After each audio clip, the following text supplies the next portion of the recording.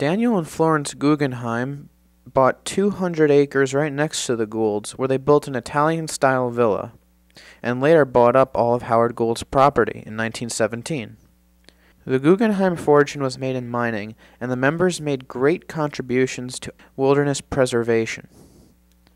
Daniel Guggenheim, in his will, stipulated that the Sands Point mansion that he built would become a preserve open to the public, which it still is today.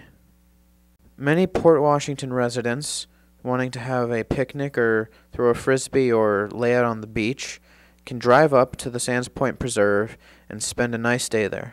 Yeah, well, I went camping at Sands Point Preserve once when I was a Girl Scout, back in, 5th grade, which was a ton of fun. I do like outdoorsy stuff. I don't do it that much because none of my friends really are outdoorsy people, and besides Sands Point Preserve, there's not that much place to go hiking or anything like that.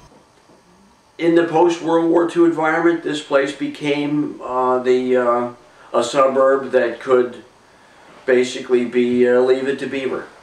You know, nice suburban homes, a nice little town with nice little pharmacies, and sort of a Mayberry, kind of a Mayberry, a sleepy little place with a lot of post-World War II adults, millions of kids riding bicycles fearlessly, only the dads working, every mother home all day, one car in the driveway, nobody on the road, kids playing in the street, the schools bursting with children in the baby boom.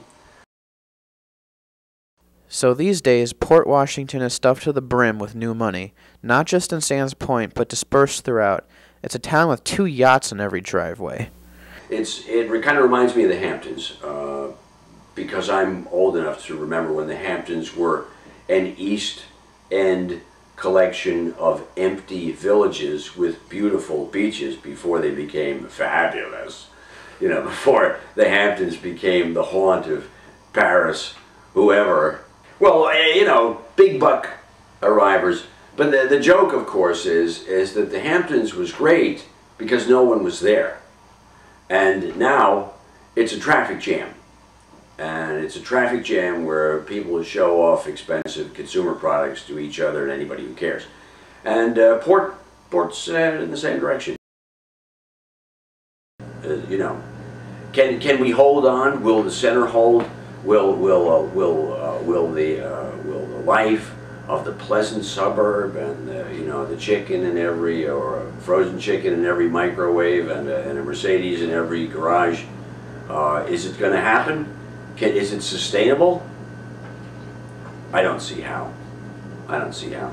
It's like burning down credit card debt. You know what I mean? You're just taking more out of it than you're putting back in. That's who we are. We're not. That's who America is. It's a dog-eat-dog world, and it doesn't have any. It's not looking down the road well enough. This is on your generation, Zach. Sorry. There's the bad news. You're going to have to pick up the financial bill for World War II, the Cold War, Social Security, the war, the military-industrial complex. You're going to have to pick up the dollar bills for that, and you're going to have to make that money in a world where in a globalized world where you're not going to make it by the sweat of your brow. You're only going to make it by the employment of capital blocks. Interesting, the dollar hit an all-time low the day before yesterday, so capitalism itself may not be the great cash machine that it once was. Serious problems are going to have to be solved by serious people who understand the issues. And they're not going to understand the issues by being consumers for entertainment product. They're going to understand the issues by scholarship. And it's going to take a generation of green monks who are going to do without, the hippie comedian, the guy with the cork sandals and 2 t-shirts.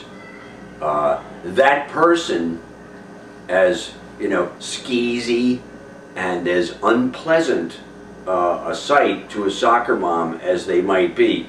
Think Henry David Thoreau walking through Port Washington today in his homemade shoes with his canvas rucksack you know, an American philosophy icon up there with Emerson and Long Island's own Walt Whitman. Think Walt Whitman coming through town today with his great shaggy head and his raggedy, filthy clothes.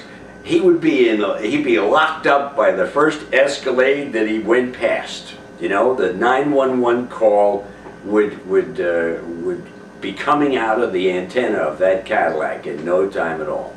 So where are the saviors of our society? They're outlaws at this point. They're persona non grata. You won't see them at the country club, and they're not welcome on Main Street.